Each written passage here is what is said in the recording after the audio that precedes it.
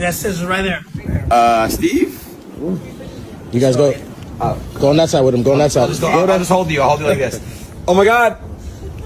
Here it comes. Can I keep it? Yeah, oh my God, it's coming. Hey! All right, let's go. You're free. Let's go. Nigga, we out.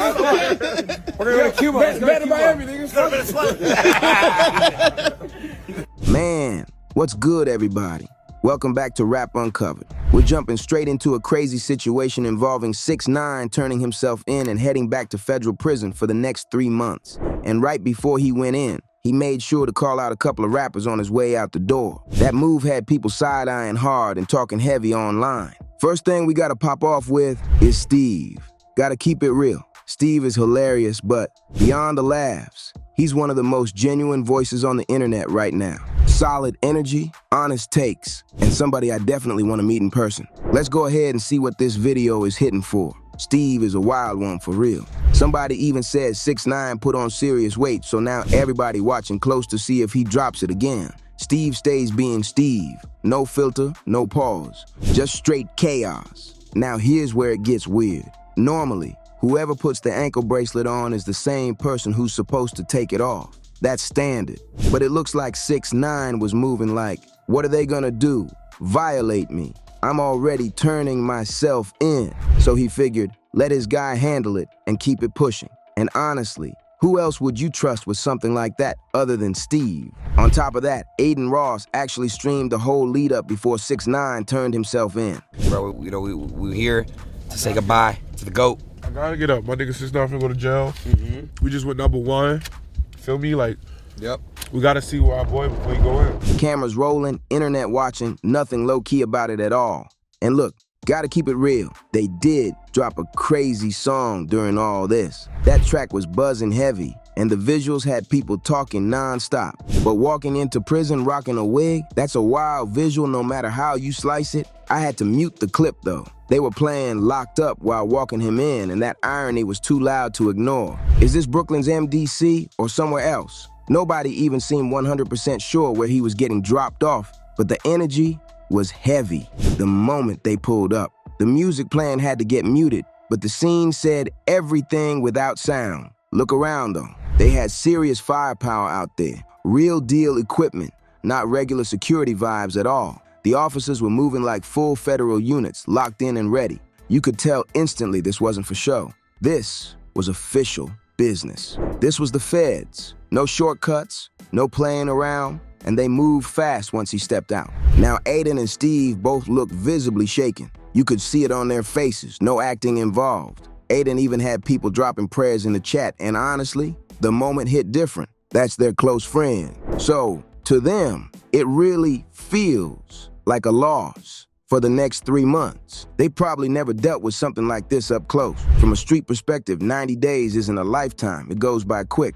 But when it's your homie getting taken away, that time feels heavy. Still, let's keep it real. 90 days is light work when you've seen real bids. Confinement time like that moves faster than people think. He's used to being outside, so those 90 days are gonna move quick. The real downside is how that time is gonna be spent. He's expected to be in protective custody, which means straight cell life. No general population, no moving around, no mixing it up at all. With only 3 months on the clock, there's really no reason for them to transfer him anywhere else. Realistically, he's probably staying in reception the whole time. Locked down, limited movement, and a whole lot of sitting with nothing to do. That's just how it goes when the stay is short and the situation is sensitive. It's not about punishment, it's about control and safety. Plain and simple. Now, before all that went down, a Vlad TV interview dropped right before he turned himself in. Well, leading up to why we're actually here today, you're turning yourself in a couple of days.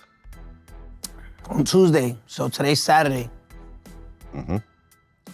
Okay, and it's 3 months. Yeah, 3 months. 90 days. How do you feel right now? I mean, it's just like, it's half like get it over with, and half like, damn, I don't wanna go. Like, I fully, like, everything that I said that was gonna happen years ago is happening right now. That's why I don't wanna go in, right? Because everybody's realizing that this whole shit is a facade, right? Everyone's realizing that this shit is just fucking, that these rappers full of shit. These rappers is just, all they do is contradict themselves. You know what I mean? You seen what 21 Savage said that, yo, they knew Gunna was ranting the whole time, but they swept it under their rug because it was convenient for them to keep the city together, right? Timing couldn't be crazier. This was honestly the perfect window for him to speak because a lot of rappers are publicly saying, forget the streets right now. And he can use that moment to his advantage. And then you've got people online saying things like, Kitchen says Benton first lied to police because he didn't want to put anyone else in a bad spot, which only added more fuel to the conversation. The narrative was already loud, and that just made it louder. Dang! Vlad really came through with the edits on this one. The clips were tight, the pacing was sharp, and the setup made everything hit harder. It instantly brought back memories of past viral moments and old comparisons people never forgot. You don't have to like 6ix9ine at all, but you also can't sit there and say he isn't making some solid points right now. He's throwing out serious claims, not light talk. There have already been deep dives on Gunna, breakdowns on QC situations, and even discussions around other major figures with complicated federal cases. Some of those files are sealed, so the full picture isn't even public, but that doesn't automatically make what he's saying false. What really stands out is how rare it is to see Atlanta artists publicly calling out other Atlanta artists. That usually doesn't happen. But somehow, they all had smoke for 6ix9ine, and people noticed that pattern fast. And here's where the conversation gets uncomfortable. People have pointed out that plenty of interrogation footage exists where others gave up information, and the reaction wasn't nearly the same. Someone even brought up how Finesse 2 times went on $1 million worth of game and spoke on multiple co-defendants, yet the energy stayed quiet. So yeah, people are asking questions, and they're not crazy for it. I'm gonna keep it real. In a lot of ways, he's not wrong. Savage caught serious backlash just for saying, forget the streets, and that reaction was loud for a minute. I even messaged Savage directly because we've talked before, and I told him straight up this wave wasn't gonna last. I was like, bro, this is gonna blow over fast. Give it a couple weeks, honestly even 3 business days, and the internet moves on to the next topic. That's how it always goes. The noise feels huge in the moment, but it fades quick. What people don't really talk about is who was actually mad about the forget the streets mindset. A lot of the pushback came from people who are still stuck in that life and don't have a way out yet. That's the truth. Meanwhile, most of the rappers who already made it, already got money, already been successful for years, they're all saying the same thing. They've been out of the streets for a long time now. That message doesn't hurt them at all. So you end up with 2 sides, the ones who escaped the grind and the ones still trapped in it. And that gap is where all the tension really comes from.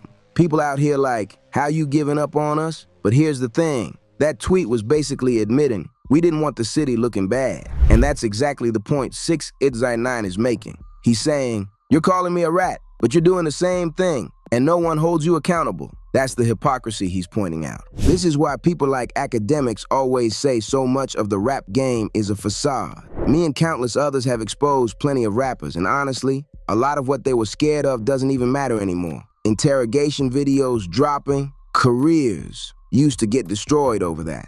2 years ago, it was huge. People's names got dragged, deals got messed up, it was a whole situation. Now, it's like a non-event. If you snitch, you can still drop 20 verses, do interviews, and nobody really cares like they used to. The culture has shifted, and 6ix9ine is pointing that out loud and clear. I feel like he's speaking some truth, but because of who he is and the history he has, most people aren't ready to listen.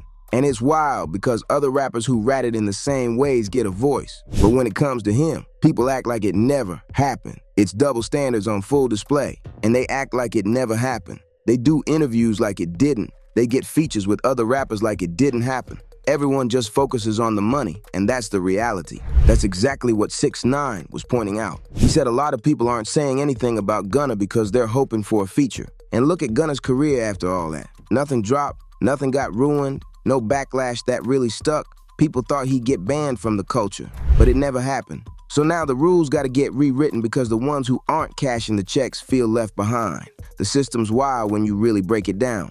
As for 6ix9ine, he's only got 90 days and don't expect any drama. He's most likely just gonna be locked up in a cell, eating whatever prison food they give him, and probably shedding some weight in the process.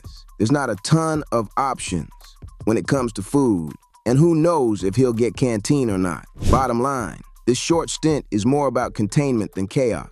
So don't be shocked if you hear absolutely nothing going down while he's inside.